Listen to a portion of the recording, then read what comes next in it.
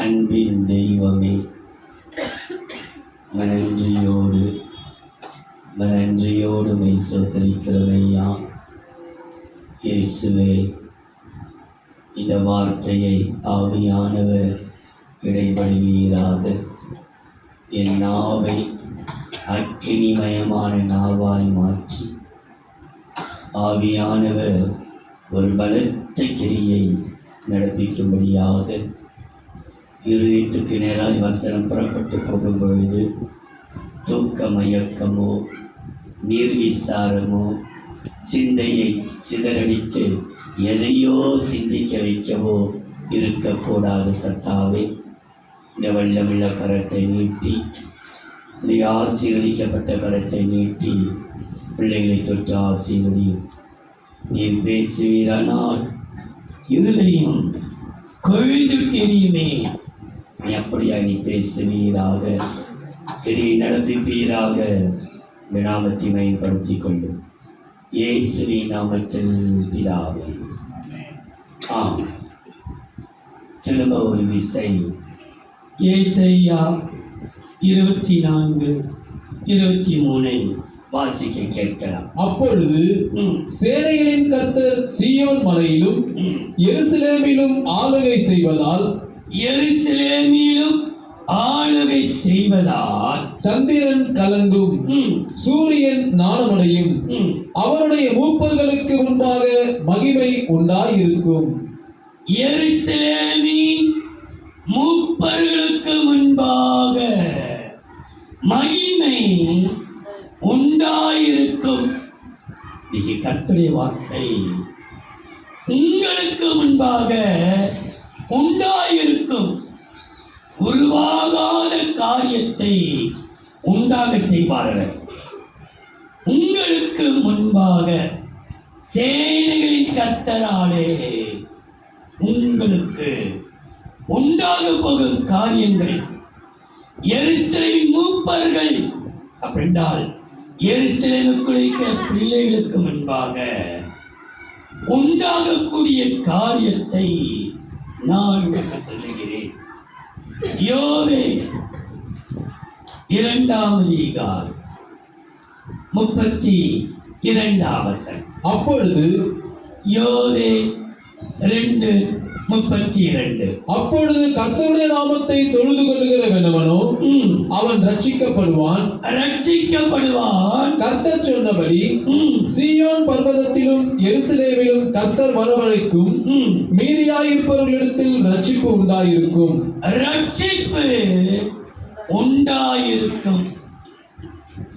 மகிமை உண்டாயிருக்கும். எருசலேமின் மூப்பர்களுக்கு முன்பாக சேனைகளின் கர்த்தராலே மகிமை உண்டாயிருக்கும். அது மாத்திரமல்ல, ரட்சிப்பு உண்டாயிருக்கும். சகரியாவின் புஸ்தகம் 13:1. அந்நாளிலே சகரியா 13:1. அந்நாளிலே பாவத்தையும் அழுக்கையும் நீக்க, எதை நீக்க? பாவத்தையும் அழுக்கையும் நீக்க தாவீதின் குடும்பத்தாருக்கும் எருசலேமின் குடிகளுக்கும் திறக்கப்பட்ட ஒரு ஊற்று உண்டாயிருக்கும். திறக்கப்பட்ட ஒரு ஊற்று எருசலேமுக்காக. இந்த 3 வசனத்திலும் எருசலேமுக்காக மகிமை உண்டாயிருக்கும். எருசலேமின் குடிகளுக்காக ரட்சிப்பு உண்டாயிருக்கும். எருசலேமின் குடிகளுக்காக திறக்கப்பட்ட ஊற்று உண்டாயிருக்கும். மகிமை உண்டாகும், ரட்சிப்பு உண்டாகும். திறக்கப்பட்ட எதுக்கு திறக்க? உன் பாவத்தெல்லாம் இன்னைக்கு கழுவ போகிறான். உன் சாபத்தெல்லாம் நீக்க போகிறான். உன் வேதனை எல்லாம் மாற்ற போகிறான். என் பாவம் மன்னிக்கப்படுமா? என் சாபம் நீக்கப்படுமா? நான் பாவியா இருக்கிறேனே, நான் வேதனை படுகிறேனே, என் சாபமெல்லாம் நீங்குமா? நிச்சயமாகவே உன் வாழ்க்கையில கத்த மாற்ற போகிறார். எருசலேமின் குடிகளுக்காக ஒரு ஊற்று உண்டாக போகிறது. இதுவரைக்கும் உண்டாகல, இன்றைக்கு கத்த உண்டாக்க போகிறார். இன்றைக்கே ஒரு காரியத்தை உனக்காக உண்டாக்கி கொடுக்க அவர் வல்லவராய். தேவ பிள்ளைகளே, இந்த முதல் வாரம், பிப்ரவரி மாதம் முதல் வாரம் கர்த்தர் உங்களுக்கு வாக்குத்தத்த வசனமாக கொடுத்திருக்கிறார். நான் உங்களுக்கு உண்டாக்கி கொடுப்பேன். இன்னும் உருவாக்கல, இந்த நிமிஷத்திலிருந்து நமக்கு உண்டாக்கி கொடுக்க போகிறார். என்ன உண்டாகும்? ஆதியாகமம் 41வது அதிகாரம் 29வது வசனம். எகிப்து தேசம் எங்கும் கவனியுங்கள், எடுத்துக்கொள்ளுங்கள். ஆதியாகமம் 41வது அதிகாரம் 29வது வசனம், 35வது வசனம், 37வது வசனம். எகிப்து தேசம் எங்கும் பரிபூர்ணமான விளைவு உண்டாயிருக்கும். என்ன இருக்கும்? பரிபூர்ண விளைச்சல். ஒரு விளைவு, ஒரு விளைச்சல் உண்டாயிருக்கும். எகிப்து தேசம் எங்கும் பரிபூர்ணமான ஒரு விளைச்சல் உண்டாயிருக்கும். 7 வருஷம் வரும். எந்த வருஷமா? பிப்ரவரி மாதம் 2024 4ஆம் தேதியிலிருந்து 7 வருஷம் பரிபூர்ணமான வருஷம் உனக்கு உண்டாக போகிறது. வரப்பெற வருஷம் எல்லாம் உனக்கு, வரப்பெற மாதம் எல்லாம் உனக்கு ஒரு பரிபூர்ணமான ஒரு விளைச்சல் உண்டாக போகிறது. உண்டாகும். ஆகுமா? உனக்கு பரிபூர்ண விளைவு உண்டாகும். 35வது வசனம். அவர்கள் வரப்போகிற நல்ல வருஷங்களில். என்ன வருஷமாயிது? நல்ல வருஷம். நல்ல வருஷம். இந்த நல்ல வருஷத்திலே விளையும் தானியங்களை எல்லாம் சேர்த்து பட்டணங்களில் ஆகாரம் உண்டாயிருக்கும்படிக்கு பார்வோனுடைய அதிகாரத்துக்குள்ளாக தானியங்களை பத்திரப்படுத்தி வைத்து வைப்பார்களாக. கவனியுங்கள், நல்ல வருஷம். ஒரு பல்லவி பாடியதெல்லாம் பரிபூர்ண விளைச்சல் உண்டாகும். 35வது வசனத்தையும் 37வது வசனத்தை வாசிக்கும். அவர்கள் வரப்போகிற நல்ல வருஷங்களில். நல்ல என்ன வருஷம்? அந்த வருஷம் வரப்போகிற மாதம், வரப்போகிற நாள், நாளையிலிருந்து வரப்போகிற வருஷம், நல்ல வருஷத்திலே விளையும் தானியங்களை எல்லாம் சேர்த்து பட்டணங்களில் ஆகாரம் உண்டாயிருக்கும்படிக்கு பார்வோனுடைய அதிகாரத்துக்குள்ளாக தானியங்களை பத்திரப்படுத்தி வைத்து வைப்பார்களாக. 37. இந்த வார்த்தை பார்வோனுடைய பார்வைக்கும் அவன் ஊழியக்காரர் எல்லாருடைய பார்வைக்கும் நன்றாய் கண்டது. ஒருத்தருக்கும் கெட்டது காண மாட்டீர்கள். எல்லாருடைய கண்களுக்கும் நல்லதாகவே காணப்படுகிறது. நல்லதே காட்டப்படுகிறார். உன் கண்களில் கெட்டதை காட்ட மாட்டார். உனக்கு பரிபூர்ண விளைச்சல் உண்டாகும். எந்த கடனி படாத அளவுக்கு உன் கடன் எல்லாவற்றையும் அடைத்து இந்த மாதம் ஒரு பரிபூர்ணமான ஒரு விளைச்சல் உண்டாக போகிறது. எருசலேமின் மூப்பரு கண்களுக்கு முன்பாக உண்டாகும். என்ன உண்டாகும்? பரிபூர்ண விளைச்சல். நீங்க வாசித்து பாருங்கள், யாருக்கு இந்த பரிபூர்ண விளைச்சல் உண்டாகிறது? 2 கொரிந்தியர் 9வது அதிகாரம் 9, 10, 12. வாரி இறைத்தான்.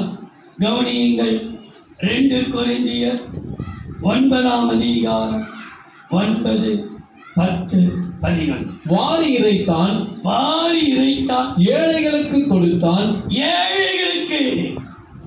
ஏழைக்கு இறங்குறவன் கர்த்தருக்கு கடன் கொடுத்தார். அவர் கொடுத்ததை திரும்ப கொடுப்பார். ஏழைக்கு வாரி இறைத்தான், ஏழைகளுக்கு கொடுத்தான். அவனுடைய நீதி என்றென்றைக்கும் நிற்கும் என்று ம், எழுதியிருக்கிறபடியாகும். ம்.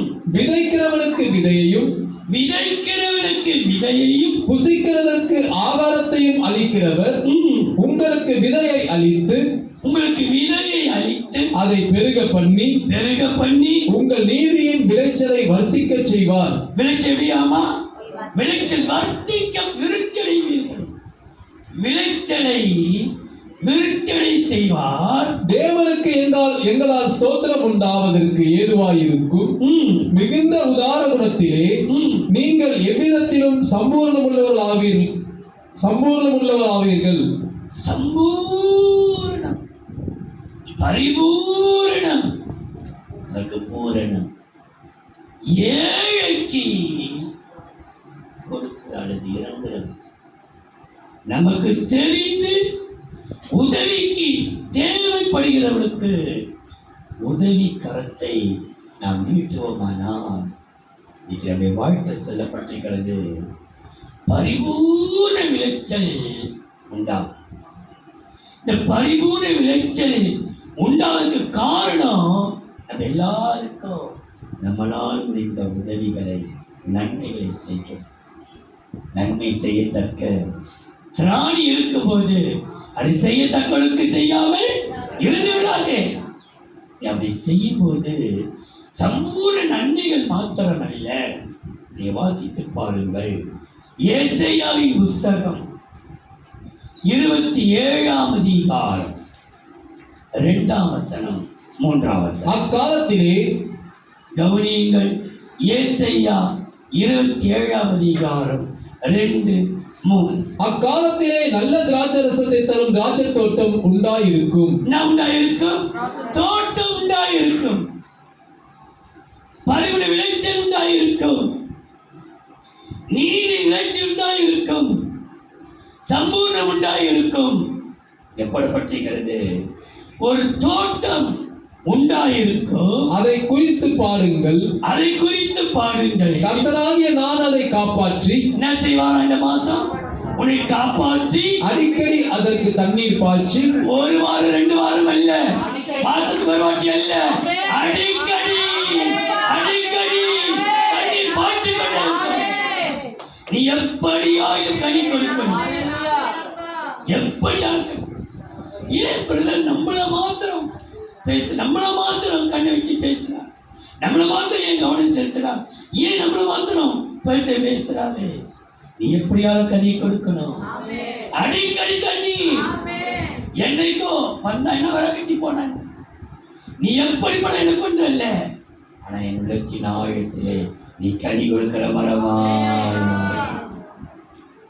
கர்த்தராகிய நான் அதை என்ன செய்வேன்? காப்பாற்றி உன்னை காப்பாற்றுவா. உன்னை ஆகாரம் கொடுத்து ஆபத்தில் உனக்கு நல்லது நடக்கும்போது ஆபத்து நிற்குது. நமக்கு நல்லது நடக்கும்போது தான் பிரச்சனை தொடர்கிறது. பயப்படாதே. கர்த்தராகிய நான் காப்பாற்றி அடிக்கடி அதற்கு தண்ணீர் பாய்ச்சி, அடிக்கடி அதற்கு தண்ணீர் பாய்ச்சி, ஒருவரும் அதை சேதப்படுத்தாதபடிக்கு ஒருத்தனை சேதப்படுத்த முடியாது. ஒருத்தனை சேதப்படுத்த முடியாது. சேதத்தை கொண்டாக்கூடிய ஜனங்கள் இருக்கலாம், ஆனா உன்னை சேதப்படுத்த முடியாது. ஒருவரும் உன்னை சேதப்படுத்தாதபடிக்கு அதை இரவும் பகலும் காத்துக் கொள்வேன். எப்படி செய்வார் அவரு? நான் காத்துக் கொள்வேன். இரவும் பகலும் நீ தூங்கினாலும் அவருடைய தூங்கவே மாட்டான். நான் தான் சொல்றேனே, நீ தூங்குவ, ஆனா சபை தூங்காது. இன்னைக்கு கர்த்தர் சொல்றாரு, இரவும் பகலும் நம்மை காத்துக்கொள்ளும். ஏன் தெரியுமா? உன் வாழ்க்கையிலே பரிபூர்ண விளைச்சல் உண்டாவதற்கு காரணம் நான் உனக்கு ஆறுதலாகவும் இரக்கமாகவும் இருப்பேன் என்று கர்த்தர் சொல்கிறார். ஏசாயாவின் புஸ்தகம் 49ஆம் அதிகாரம் 9 - 13. கட்டுண்டவர்களை நோக்கி கவனியுங்கள். ஏசாயா எடுத்து பாருங்கள்.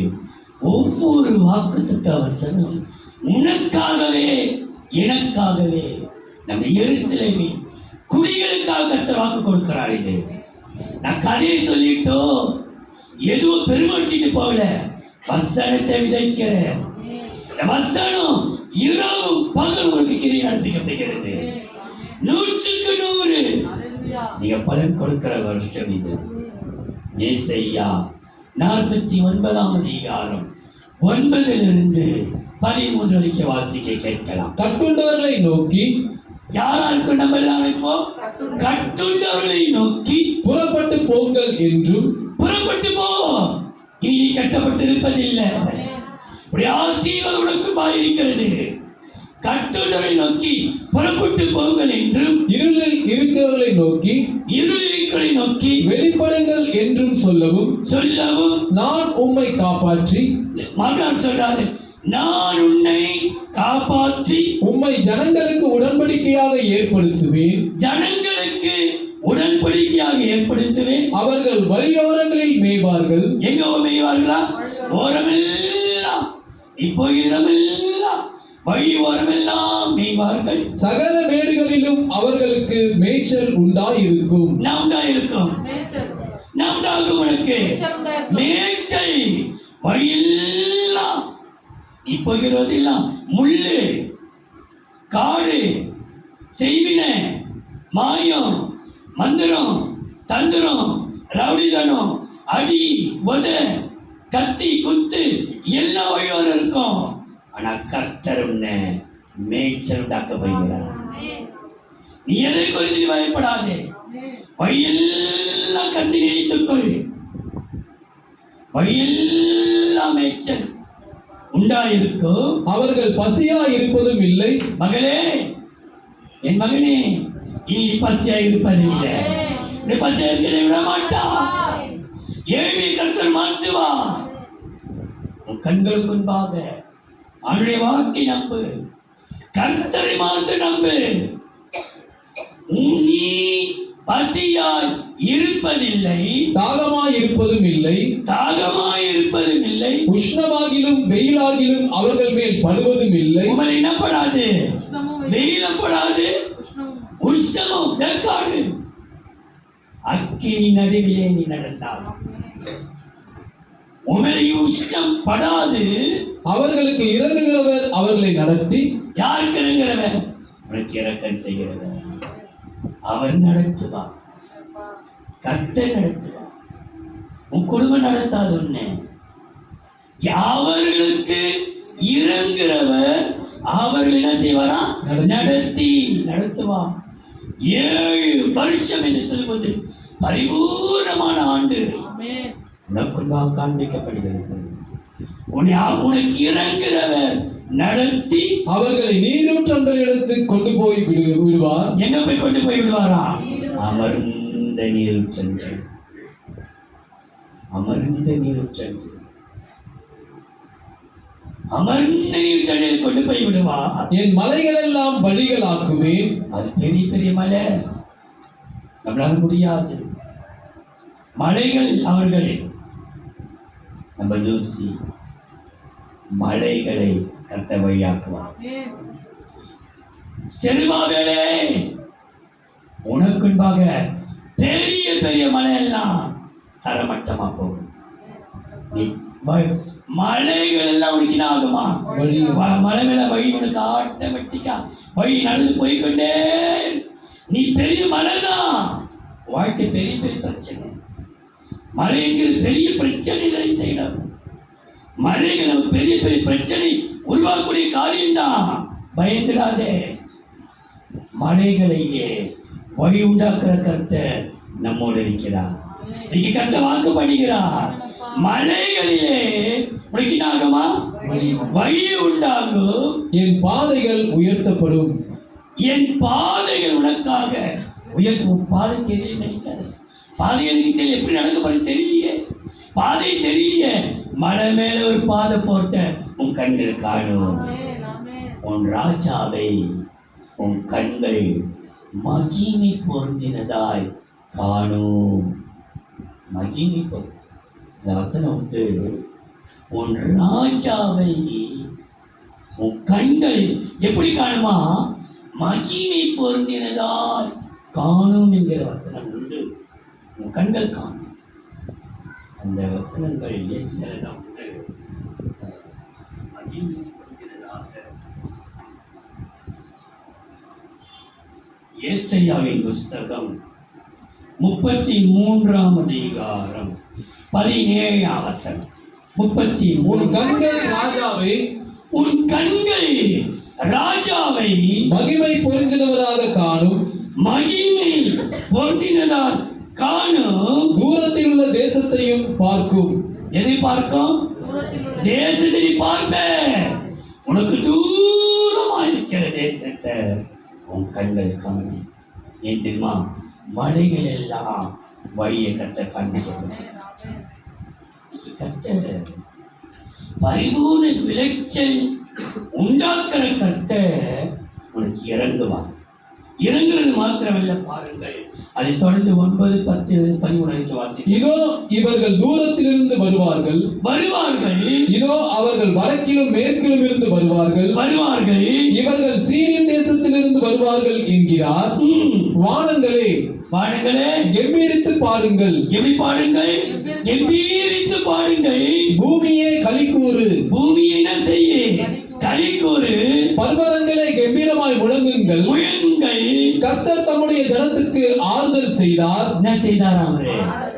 இதுதான் முக்கியம். பரிபூரண விளைச்சல் உண்டாகும். அப்பொழுது ஆறுதலும் இரக்கமும் உனக்கு உண்டாகும். தமது ஜனத்துக்கு உன்னை அழைக்க மாட்டார். நீ ஒரு நாளும் உன் கண்ணில் தூசிப்பட்டால் என் இயேசு கதறி அழைத்து விடுவார். அழைக்க மாட்டார். அழுகிற அளவுக்கு நின்றுட மாட்டார். தம்முடைய ஜனத்தை அவர் ஆறுதல் செய்து சிறுமைப்பட்டிருக்கிற தம்முடையவர்கள் மேல் இரக்கமாயிருப்பார். எப்படி இருப்பாரா? சிறுமைப்பட்டு எப்படி இருக்கிறமா? சிறுமைப்பட்டு தள்ள இருக்கிற ஜனங்கள் மீது அவர் இரக்கமாயிருப்பார். சுருக்கமாய் சொல்வேன், நான் பரிபூர்ண விளைவு உனக்கு உண்டாகும். ஏன் தெரியுமா? அவனை ஆறுதல் படுத்தி உனக்கு இரக்கமாயிருப்பார். 2வது 1 சாமுவேல் 30ஆம் அதிகாரம் 26ஆம் வசனம். தாவீது 1 சாமுவேல் 30ஆம் அதிகாரம் 26ஆம் வசனம். தாவீது சிக்லாகுக்கு வந்தபோது அவன் கொள்ளையாடினவைகளிலே தம் சிநேகிதராகிய யூதாவின் மூப்பருக்கு சிலவற்றை அனுப்பி, இதோ கர்த்தருடைய சத்துருக்களின் கொள்ளையில் உங்களுக்கு உண்டாயிருக்கும் ஆசீர்வாதமான பாகம் என்று சொல்லி உண்டாயிருக்கும். உனக்கு உண்டாகும் ஆசீர்வாத பாகம் உண்டாயிருக்கும். உனக்கு உண்டாக போகிற பாகம் அது சாதாரண பாகம் அல்ல, சபிக்கப்பட்ட பாகம் அல்ல, யாருடைய பாகத்தை கொடுத்தில்ல. உனக்காக கர்த்தரால் ஆசீர்வாதமான ஒரு பாகம். என்ன பாகம் உண்டாகுமா? ஆசீர்வாதமான பாகம் உண்டாகும். உனக்கு உண்டாக போகிற பாகம் ஆசீர்வாதமான பாகம். அது சதிக்கப்பட்ட பாகம் அல்ல, சத்துருக்களுடைய கொள்ளைகளிலே. அதை கவனி. நீ உன் சத்துருக்களுடைய கொள்ளையிலிருந்து வரப்புகிற பாகம் அது உனக்கு சாபமா இருக்காது. எப்படியா இருக்குமா? ஆசீர்வாதமான பாகம் உண்டாயிருக்கு. ஆசீர்வாதமான பாகம் என்று சொல்லும் பொழுது நீ சொல்லுவாங்களே, நீ எதை தொட்டா ஆகுமா? மண்ணை தொட்டாலும் பொண்ணா மாறும். வசனம் தான் சொல்லுது. யோபு புஸ்தகத்தை பாருங்கள்.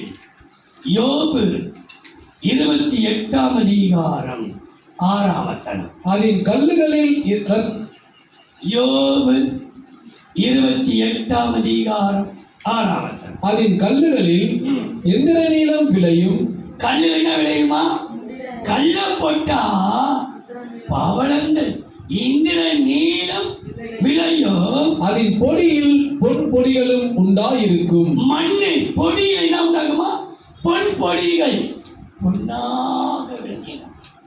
நான் சொல்றேன், உங்களுடைய சத்துருக்களுக்கு முன்பாக ஆசீர்வாதமான பாகம் உண்டாகப்படுகிறது. நீங்க ஏற்றுக்கொள்கிறனால் நிச்சயமே அப்படியே ஆகப்படுகிறது. நீ எதை தொடுகிறாயோ அதை நான் பொன்னாகவே கர்த்தர் மாற்றப்படுகிறது. நீ தொட்டது அனைத்தை கர்த்தர் வாய்க்கப்படப்படுகிறது. யாருக்கு தேவன் விசேஷமாய் ஆசீர்வாத பாகம் கொடுக்கிறார் பாருங்கள். எசேக்கியேல் 44 அதிகாரம் 30 வசனம். சகலவித முதல் கனிகளில் எசேக்கியேல் 44:30. சகலவித முதல் கனிகளில் எல்லா முந்தின பலனும் நீங்கள் காணிக்கையாய் செலுத்தும் எவ்விதமான பொருள்களும் ஆசாரியர்களுடையதாய் இருப்பதாக உங்கள் வீட்டில் ஆசீர்வாதம் தங்கும்படிக்கு ஆசீர்வாத பாகம் தங்கும்படி. என்ன பாகம் உனக்கு? ஆசீர்வாதமான பாகம் உனக்கு தங்கும்படிக்கு நீங்கள் பிசைந்த மாவில் முதல் பாகத்தையும் ஆசாரியனுக்கு கொடுக்க கடவீர்கள். முதலாவது யாருக்கு? ஆசாரி. ஆசாரியர் யார்? யார் ஆசாரியர்? யார் ஆசாரியர்? ஆண்டவராகிய இயேசு கிறிஸ்து. நான் அல்ல, கர்த்தரே பிரதான ஆசாரியர். அவர் நமக்காக பரிந்து பேசுகிற பிரதான ஆசாரியர் நமக்கு உண்டே. இருக்குதான வசனம்? நமக்காக பரிந்து பேசுகிற பிரதான ஆசாரியர் நமக்கு நம்மை பாடுபட்டார். நான் நினைக்கிறேன் எபிரேயர் 4 அதிகாரம் 14, 15, 16 நினைக்கிறேன். வானங்களின் வழியாய் பரலோகத்திற்கு போன என்ன வசனப்பா? 14, 15 பாருங்க. எபிரேயர் 4, 14, 15. வானங்களின் வழியாய் பரலோகத்திற்கு போன தேவகுமாரனாகிய இயேசு என்னும் மகா பிரதான ஆசாரியர் நமக்கு இருக்கிறபடியினால். நமக்கு யாரா? மகா பிரதான ஆசாரியர் நமக்கு இருக்கிறபடியினால் நாம் பண்ணின அறிக்கையை உறுதியாய் பற்றிக் கொண்டிருக்க கடவோம்.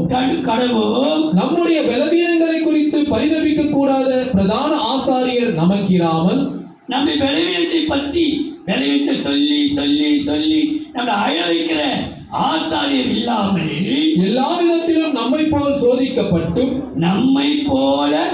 சோதிக்கப்பட்டும் பாவம் இல்லாதவராய் இருக்கிற பிரதான ஆசாரியரே நமக்கு இருக்கிறார். யார் இருக்கிறாரு? நமக்கு அவர் தான் ஆசாரியர். முதல் பாகம் இயேசு. முதலாவது தேவனுடைய ராஜ்யத்தையும் நீதியையும் தேடு. அப்போது நம்மளுக்கு வீட்டு ஆசீர்வாதம் தங்கணும். சம்பளம் வந்த உடனே கைகளை வைத்து இயேசுவே பிரதான ஆசாரியரே உன் கையில படுது. அவர் சொல்றாரு, 5 அப்பத்தையும் 2 என்னிடத்திலே கொண்டு வாருங்கள். அவர் அங்கிருந்து ஜெபிச்சிருக்கலாமே. திராட்சை ரசத்தை என்ன சொன்னாரு? தண்ணீர் ஒப்பனோடனே அவர் ஜெபிக்கலையே. சோத்திரம் என்ன சொன்னாரு? மொண்டு அவளுக்கு நிரப்புகள் சொன்னாரு. நிரப்புன மாத்து என்ன சொன்னாரு? மொண்டு ஒரு ஜெபம் பண்ண. எப்படி? இந்த 5 அப்பத்தையும் 2 கொஞ்சம் வருமானத்தை என்ன செய்தாராம்? என்னிடத்திலே கொண்டு வாருங்கள். ஒரு சந்தர்ப்பத்திலே ராயனுக்கு வரி செலுத்தலாமா செலுத்தக்கூடாதான்னு கேட்டார்கள். அவரை வஞ்சிப்பதற்கு அவர் சொன்னாரு, அந்த பணத்தை என்னிடத்திலே கொண்டு வாரு. பார்த்துவிட்டு ராயனுடையதை ராயனுக்கும் தேவனுடையதை அப்ப பிரதான ஆசாரியர் ஆண்டவராகிய இயேசு. உன் வீட்டில் ஆசீர்வாதம் தங்கும். சம்பளம் கையில பேங்க்ல வந்து அக்கௌண்ட்ல வந்து வீழ்த்த மாத்திரத்திலே உடனே ஒரு சொலிசப்பா அது நீ ஏற்கனவே எடுக்கிறதுக்கு முன்பாகவே சம்பளத்தை கொடுத்தீரே. இன்னைக்கு யாருக்கும் கையில கொடுத்த சம்பளம் என்ன பேங்க்ல தான் வந்து வீடு மெசேஜை பார்த்த மாத்திரத்தை ஓ வந்துச்சா ஒன்றி வாடகை தப்பு டக்கு டக்கு டக்கு அப்படி அனுப்பிடாதே எடுத்து கத்தருக்கு ஒப்பட்டு இஸ்ரே ஆசிரியப்பா நீ கத்து கொடுக்கிறப்பா. நீங்க கேட்டீங்களே கொண்டு வாருங்கள் இடத்திலே 5 அப்பத்தையும் என்கிட்ட கொண்டு வா.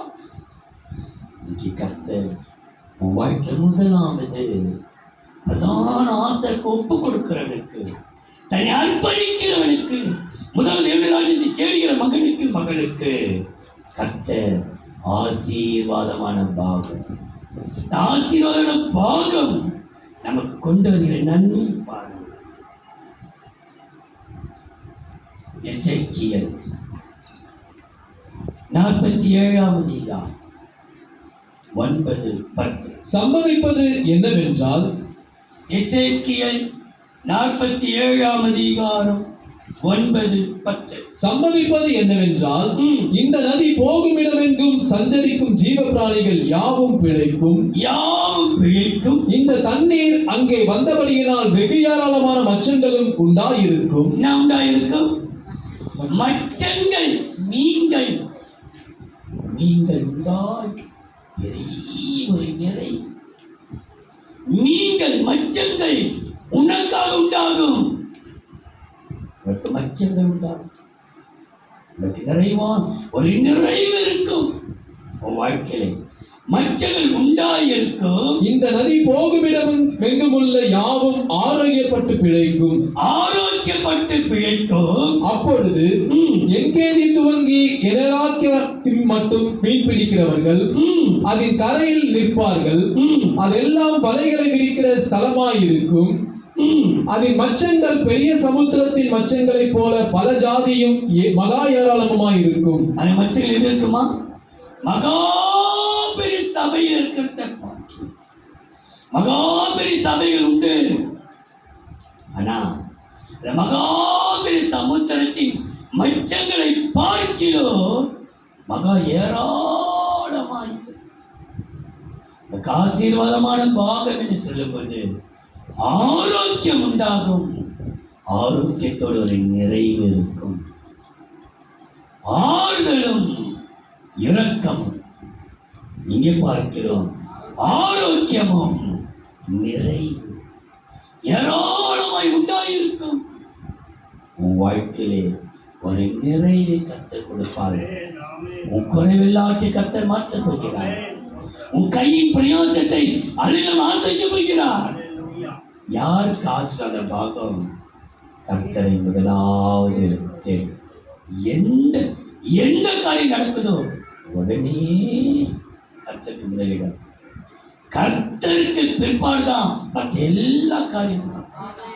முதலாவது கர்த்தர் ஆசீர்வாதமாக உண்டாகும். ஏன்? உனக்கு ஆரோக்கியமும் நிறைவு. உன் சரீரம் கூட இருந்தாலும் வேஸ்ட் தான். என்ன செய்ய முடியும்? பாக்கெட்டில் பணத்தை நான் வச்சு படுத்திருந்தேன்னா பெஸ்ட். கை நிறைய பணம் இருந்து என்னை படிக்க போட்டுட்டு லட்சமா என் கையில் இருந்தோம் என்ன அனுபவிக்க முடியும்? என்ன அனுபவிக்கும்? ஆனா கர்த்தர் சொல்றார், மகனே உனக்கு ஆசீர்வாத பாகம் என்ன? ஆரோக்கியம் ஒரு பக்கம், நிறைவு ஒரு பக்கம். நீ குறைபடவே மாட்டேன், நீ நிறைவோடு. மூன்றாவது 128ஆம் சங்கீதம் 2ஆம் வசனம். உன் கைகளின் பிரயாசத்தை நீ சாப்பிடுவாய், உனக்கு பாக்கியமும் நன்மையும் உண்டாயிருக்கும். என்ன உண்டாயிருக்கும்? பாக்கியமும் நன்மை உண்டாயிருக்கும். எருசலேமின் மூப்பர்களுக்கு முன்பாக மகிமை உண்டாகும். எருசலேமின் ஜனங்களுக்காக ஒரு ஊற்று உண்டாயிருக்கும்.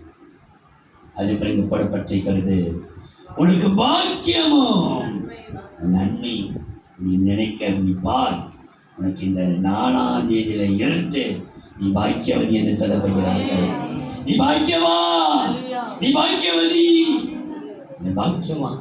ஏன்டா நீ யோசித்து பார்த்த, அவரை எப்படி சொல்லுவார்? நம்முடைய ஆண்டவர் எப்படி பாக்கியமுடையவர் என்று வாழ்த்துவார்களாம்.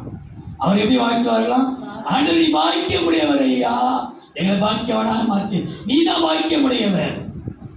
சங்கீதம் 72ஆம் சங்கீதம் 17-18. அவருடைய நாமம் 72ஆம் சங்கீதம் 17-18. அவருடைய நாமம் என்றென்றைக்கும் இருக்கும்.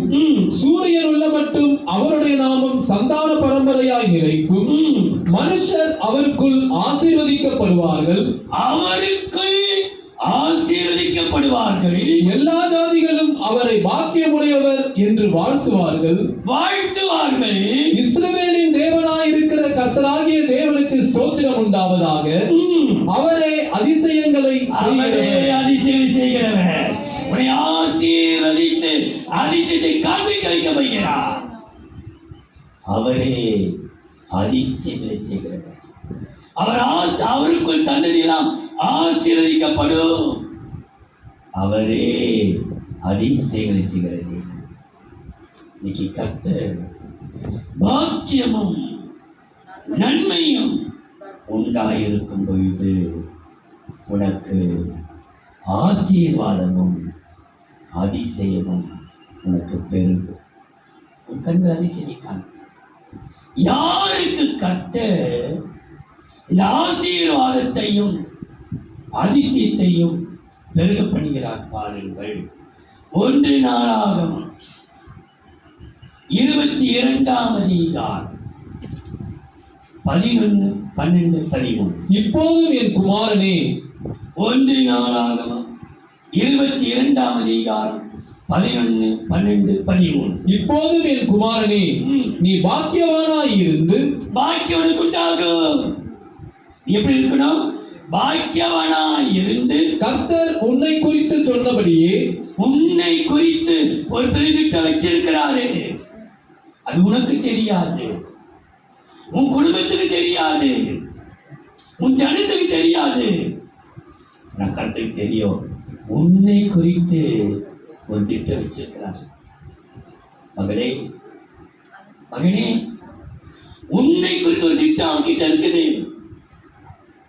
சாதாரண கொண்டு வந்துடல, உன்னை குறித்து ஒரு திட்டம் வைத்திருக்கிறார். சொன்னபடியே உன் தேவனாகிய கர்த்தரின் ஆலயத்தை கட்டும்படி அவர் உன்னுடனே கூட இருப்பாராக. ஆலயம் சரீரமாகிய ஆலயத்தை கட்டும்படி யார் இருப்பாரு? அவனுடனே கூட இருப்பாராக. கர்த்தர் உனக்கு ஞானத்தையும் என்ன கொடுப்பார்? உனக்கு ஞானத்தையும் உணர்வு அருளி செய்து உனக்கு உணர்வுகிறவர்கள். என்னோட தான் கர்த்தர் பேசுறாரு, எனக்காக தான் கர்த்தர் பேசுறாரு. என் மேல அன்பா இருக்கிறது என்னை அடிக்கடி என்னோட பேசுறாரு. நம்மள அன்பில் அவர் பேசவே மாட்டாரே. ஏமா அன்பில் அப்படி என்ன பேசுவாங்களா? பேச பிடிக்கிற பாஸ்டர் பேசவே. ஆனா ஆண்டவர் உங்க மேல அன்பா இருக்கிறதுக்கா வசனத்தில் நம்மளோட பேசிக்கொண்டே இருக்கிறார். அவர் உண்மையில் அன்பா இருக்கிறார். உன் தேவனாகிய கர்த்தரின் நியாயப்பிரமாணத்தை கைக்கொண்டு இஸ்ரவேலை ஆளும்படி உனக்கு கட்டளையிடுவாராக. கர்த்தர் இஸ்ரவேலுக்காக மோசேக்கு கற்பித்த நியமங்களையும் நியாயங்களையும் செய்ய நீ கவனமாய் இருந்தால் பாக்கியவானாய் இருப்பாய். கவனமாயிரு, உணர்வாயிரு, ஜாக்கிரதையாயிரு. உன்னை சூரிய இருக்கிற காரியங்களை பார்த்து உணர்வு. இது எனக்காகத்தான்.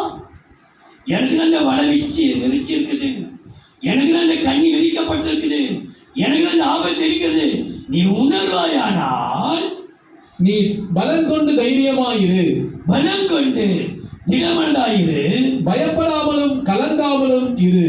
நீ என்ன செய்யாத, பயப்படாத, கலங்காத. நம்மளோடு இருக்கிற ஏன் தெரியும்? ஒன்னே எப்போது உணர்வாயிரு, எப்போது விழிப்பாயிரு, எப்போது எச்சரிக்கையாயிரு.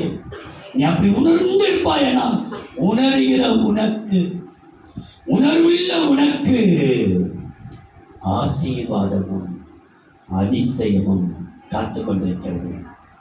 ஏன் தெரியுமா? உனக்கு பாக்கியமும் நன்மையும் உண்டாகும். பாக்கியம் நன்மை உண்டாகும் போது ஆசீர்வாதமும் அதிசயத்தினை காண்பார்.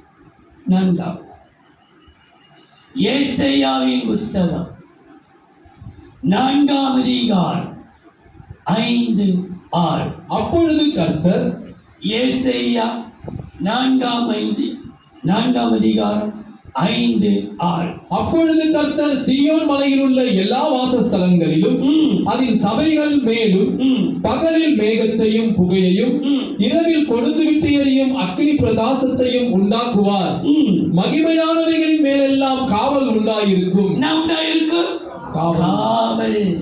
உனக்கு கர்த்தர் பாதுகாவல். உன்னை கர்த்தர் காப்பார். எதுனை தொட விட மாட்டார். ஈயோ எறும்போ அண்டை விட மாட்டார். எந்த பாவமோ சாவனை அண்டை விட மாட்டார்.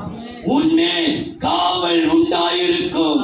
இயேசுவின் நாமத்திலே சபையாருக்கு நான் உச்சரிக்கிறேன், நம்ம மீது காவல் உண்டாயிருக்கும். கொழுந்துட்டு எரிகிற அக்கினி பிரகாசம் புகை போல சபை மீது ஒரு அக்கினி காவல் உண்டாயிருக்கும். பகலிலே வெயிலுக்கு நிழலாகவும் பெருங்காற்றுக்கும் மழைக்கும் அடைக்கலமாகவும் மறைவிடமாகவும் ஒரு கூடாரம் உண்டாயிருக்கும். அந்த வசனங்களிலே அடைக்கலமும் அக்கினியும் உண்டாகும். காவல் கூடாரம் உண்டாயிருக்கும். என்ன கூடாரம் உண்டாயிருக்கும்? உங்களுக்கு காவலும் பிளஸ் கூடாரம் உண்டாயிருக்கும். அந்த காவல் கூடாரத்திலே உன்னை காக்கும் அந்த கூடாரத்துக்குள்ளே எது உனக்காக செயல்பட போயிருந்தால் அடைக்கலமும் அக்கினியும். அந்த அடைக்கலமும் அக்கினியும் உன்னை ஆட்கொள்ளும். உனக்கு ஒரு காவல் உண்டாகும், ஒரு கூடாரம் உண்டாகும். அதை சேர்த்து சொல்கிறேன், உங்களுக்கு ஒரு காவல் கூடாரம் உண்டாகும். எதற்காக காவல் கூடாரம்? யாருக்கு இதை கொடுக்கிறார் பாருங்கள். ஏசாயா 51:2-3. உங்கள் தகப்பனாகிய ஆபிரகாமையும் உங்களை பெற்ற சாராளையும் நோக்கி பாருங்கள். உங்களை பெற்ற ஆபிரகாமையும் சாராளையும் நோக்கி பாருங்கள். அவன் ஒருவனாய் இருக்கையில் நான் அவனை அழைத்து, அவன் என்ன செய்கிறாரா? நீ அழைக்கப்பட்டாய், நீ அழைக்கப்பட்டிருக்கிறார். அழைத்து அவனை ஆசீர்வதித்து அவனை பெருக பண்ணினேன். கர்த்தர் சீயோனுக்கு ஆறுதல் செய்வார். என்ன செய்வாரு? ஆறுதல் செய்வார். அவர் அதன் பாழான ஸ்தலங்களை எல்லாம் தேர்தல் அடைய செய்து அதன் வனாந்தரத்தை ஏதேனை போலவும் அதன் அவாந்தர வெளியை கர்த்தரின் தோட்டத்தை போலவும் ஆக்குவார். எப்படி ஆக்குவாரா? கர்த்தரின் தோட்டத்தை போல ஆக்குவார். சந்தோஷமும் மகிழ்ச்சியும் துதியும் கீத சத்தமும் அதில் உண்டாயிருக்கும். என்ன உண்டாயிருக்கும்? காவல் கோபுரத்திலே சந்தோஷமும் மகிழ்ச்சியும் துதியும் கீத சத்தமும். உங்களுடைய கீத சத்தம் உண்டாக செய்வார் அவர். அது பாழான அவாந்தரம் தான், பாழாப்படப்பட்டதும் தான். ஏன் தோட்டத்தை போல ஆக்குவார்? நமது நிமித்தமாக தேவன் அங்கே மகிழ்ச்சி, துதி, சோத்திரம். அது மாத்திரமல்ல, அங்க பாருங்கள், 2 ராஜாக்கள் யாருக்கு இதை கொடுக்கிறார்? அதுதான் முக்கியம். 2 ராஜாக்கள் 18 அதிகாரம் 8 வசனத்தை வாசிக்கலாம். அவன் பெலிஸ்தரை காசா மட்டும் அதன் எல்லைகள் பரியந்தமும். கவனியுங்கள், 2 ராஜாக்கள் 18 அதிகாரம் 8 வசனத்தை வாசித்த பிற்பாடு 5, 6, 7 வாசிக்க கேட்கலாம். அவன் பெலிஸ்தரை காசா மட்டும் அதன் எல்லைகள் பரியந்தமும் காவலாளர் காக்கிற கோபுரங்கள் தொடங்கி அரணான நகரங்கள் பரியந்தமும் முறியடித்தான். எது காவல் கோபுரம் இருக்கிற வரைக்கும் முறியடித்தான். 5 வசனம். 5 யார் அவன்? அவன் என்று ஆரம்பிக்கிறது 8. அவன் இஸ்ரவேலின் தேவனாகிய கர்த்தர் மேல் வைத்த நம்பிக்கையிலே. நம்பிக்கை கர்த்தர் எசேக்கியா ராஜாவை, எசேக்கியாவை குறித்து சொல்லப்பட்டிருக்கிறது. அவன் கர்த்தர் மேல் வைத்த நம்பிக்கையிலே அவனுக்கு பின்னும் அவனுக்கு முன்னும் இருந்த யூதாவின் ராஜாக்களில் எல்லாம் அவனை போல் ஒருவனும் இருந்ததில்லை. அவனுக்கு முன்னால் இல்லை, கர்த்தர் மேல வைத்த நம்பிக்கை. யாரை நம்பி இருக்கிறோம்? கர்த்தரை தான். அது எதையும் அல்ல, ஆள் பலம் அல்ல, பணபலம் அல்ல, வாய் பலமும் அல்ல, எந்த பலம் இல்ல, கர்த்தரே. அவரை மாத்திரமே நம்மை குறித்து ஒரு சாட்சி வரணும். கர்த்தரை அவன் நம்பினது போல வேற யாரை நாங்கள் பார்க்கவே இல்லை. அவங்களை போல கர்த்தர் வைத்த ஒரு நம்பிக்கை அவனுடைய, அதுதான் காவல் கோபுரம். அவன் வைத்த அவனுக்கு முன்னும் அவனுக்கு பின்னும் யாருமே இல்லை. அப்படிப்பட்ட ஒரு நம்பிக்கை. அதுதானே முதுகுல அவ்வளவு பெரிய கேன்சர் கட்டி இருந்தோம், அவன் கொஞ்சம் போட்டாலும் குறைச்சனாரே ஏசி அன்னைக்கே குணமாக்கினான் கர்த்தர். எப்போடப்பட்டிருக்கிறது? அவனுக்கு முன்பாகவும் பின்பாகவும் யூதாவுக்கு ஒருவனும் இல்லை. அவன் கர்த்தரை விட்டு பின்வாங்காமல், கர்த்தரை விட்டு அவன் என்ன செய்யான்? பின் வாங்கவே இல்லை. நினைச்சிடாதீங்க அவன் பின் வாங்கிட்டாங்க, பின்வாங்கி போயிட்டாங்க, இனி அவ்வளவுதான், நீ விட மாட்டான். கர்த்தரை விட்டு பின் வாங்காமல் அவரை சார்ந்திருந்து. யாரை சார்ந்து இருக்கிறோம்? யாரை சார்ந்திராத. கர்த்தர் யாருமே இல்லை உனக்கு. நீ நம்பினவன் கூட உனக்கு இல்லை, கட்டினவன் கூட இல்லை, மனிதன் சாய்ந்தவன் கூட உனக்கு இல்லை. உனக்கு ஒரே ஒரு சார்ந்து கொண்டது கர்த்தரை மாத்திரம். கர்த்தரை மாத்திரம். நீ யாரை நம்பி சார்ந்து போயிடாத. நீ சாரக்கூடிய ஒரே ஒரு மார்பு ஆண்டவராகிய இயேசு கிறிஸ்துவை மாறும். அவரை சார்ந்து கர்த்தர் மோசேக்கு கற்பித்த அவருடைய கற்பனையை கைக்கொண்டு நடந்தான். ஆகையால் கர்த்தர் அவனோடு இருந்தார். அவன் போகிற இடமெங்கும் அவனுக்கு அனுகூலமாயிற்று. போகிற இடமெல்லாம் அனுகூலமாயிற்று. அவன் அசிரியா ராஜாவை சேவிக்காமல் அவன் அதிகாரத்தை தள்ளிவிட்டான். அவன் சேவிக்கல, அதிகாரத்தை தள்ளிட்டான். யாரை சேவினி? நானும் என் வீட்டாரும் என்றால் கர்த்தரையே சேவிப்போம். வேற யாருக்காக சேவிச்சிடாத, எது நீ சேவிச்சிடாத, தலை வணங்கிடாத, கர்த்தரை மாத்திரம். கர்த்தரும் இறைத்தை பார்க்கிறான், மனுஷனோ முகத்தை பார்க்கிறான், கர்த்தரோ இறைத்தை பார்க்கிறான். உன்னை பார்க்கிற கர்த்தர் சொல்றாரு, உனக்கு காவல் கோபுரம் உண்டாகும். கோபுரத்திலே அடைக்கலமும் அக்கினியும். கடைசியா மத்தேயு எழுதின சுவிசேஷம் 19ஆம் அதிகாரம் 21ஆம் வசனம். அதற்கு இயேசு, மத்தேயு 19ஆம் அதிகாரம் 21ஆம் வசனத்தை வாசித்த பிற்பாடு அங்க 19-20 வாசிக்கலாம். அதற்கு இயேசு, நீ பூர்ண சற்குணனாய் இருக்க விரும்பினால் போய் உனக்கு உண்டானதை விற்று தரித்திரத்தில் கொடு, அப்பொழுது பரலோகத்தில் உனக்கு பொக்கிஷம் உண்டாயிருக்கும். உனக்கு என்ன உண்டாயிருக்கும்? பரலோக பொக்கிஷம். பரலோக பூமியில மாத்திரமல்ல, உனக்கு பரலோக பொக்கிஷம். பொக்கிஷம். இது இங்க யாருன்னா அறிவுரை வருகிறது. விற்று தரித்திரருக்கு ஒரு அறிவுரை வருது. 19 பாருங்க, 19-20. உன் தகப்பனையும் உன் தாயையும் கனம் பண்ணுவாயாக. அறிவுரை வருகிறது. தாயையும் தகப்பனையும் கனம் பண்ணுவாயாக.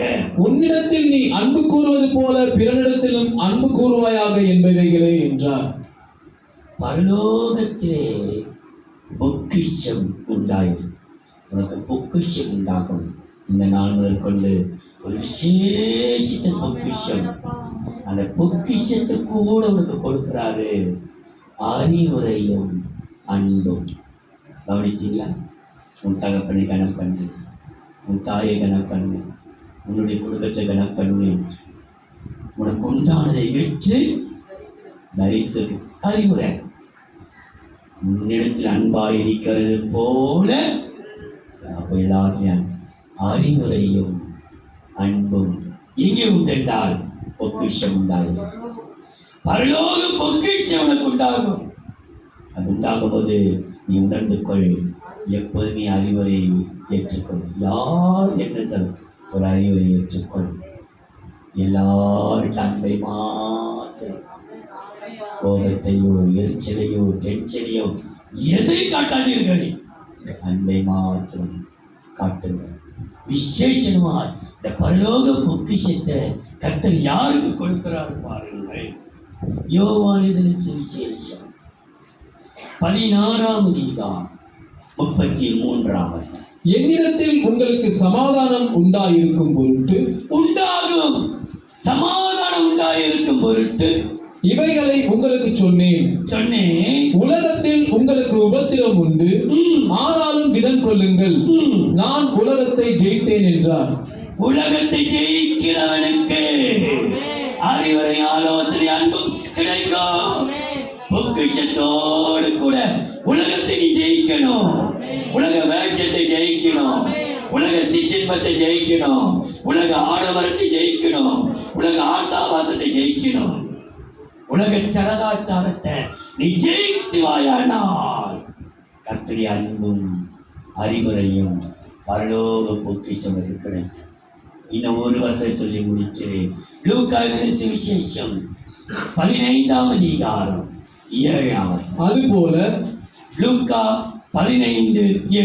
அதுபோல மனம் திரும்ப அவசியமில்லாத 99 நீதிமான்களை குறித்து சந்தோஷம் உண்டாவதை பார்க்கிலும் மனம் திரும்புகிற ஒரே பாவியின் நிமித்தம், மனம் திரும்புகிற ஒரே ஒரு பாவி நிமித்தம் பரலோகத்தில் மிகுந்த சந்தோஷம் உண்டாயிருக்கும் என்று உங்களுக்கு சொல்லுகிறேன். உனக்கு சந்தோஷம் உண்டாகும்.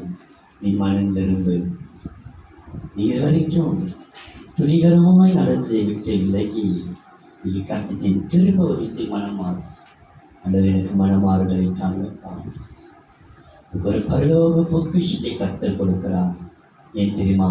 நீ எப்படியாவது மனமாறுவ, நீ உலகத்தை ஜெயிச்சிடுவ, உலகத்தை மேற்கொள்ளுவ, உலகத்தை மேற்கொண்டு நீ வெளியே வந்துடுவ.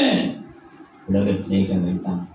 கர்த்தருக்காக நீ வெற்றி பெறுவாயானால் உனக்கு பரலோக பொக்கிஷத்தை கொடுத்து அன்பையும் அறிவுரையும் கர்த்தர் கொடுப்பார். அன்பின் தெய்வமே, மனன்றியோடு நீ சோதரிச்சுவதும் பிதா குமாரன் பரிசுத்தாவின் நாமத்தினாலே அடியான் ஜெபித்து ஆசீர்வதிக்கிறேன். கர்த்தாவே, சேனைகளின் கர்த்தர் எருசலேமிலும் ஆளுகை செய்வதால் எருசலேமின் மூப்பர்களுக்கு முன்பாக மகிமை உண்டாகும். எருசலேமின் ஜனங்களுக்கு ரட்சிப்பு உண்டாகும். எருசலேமின் குடிகளுக்கு திறக்கப்பட்ட ஊற்று உண்டாகும் என்று எருசலேமின் சபைக்கு நீ கொடுத்த இந்த வார்த்தைகளுக்காக கொடான கொடி சோத்திரமையா. இயேசுவே, இனி வந்திருக்கிற ஒவ்வொருவரையும் கர்த்தர் ஆசீர்வதிப்பீராக. பெரிய காரியத்தை செய்வீராக. நாமத்தை மையப்படுத்திக் கொள்ளும். இயேசுவின் நாமத்தில் பிதாவே. ஆமென்.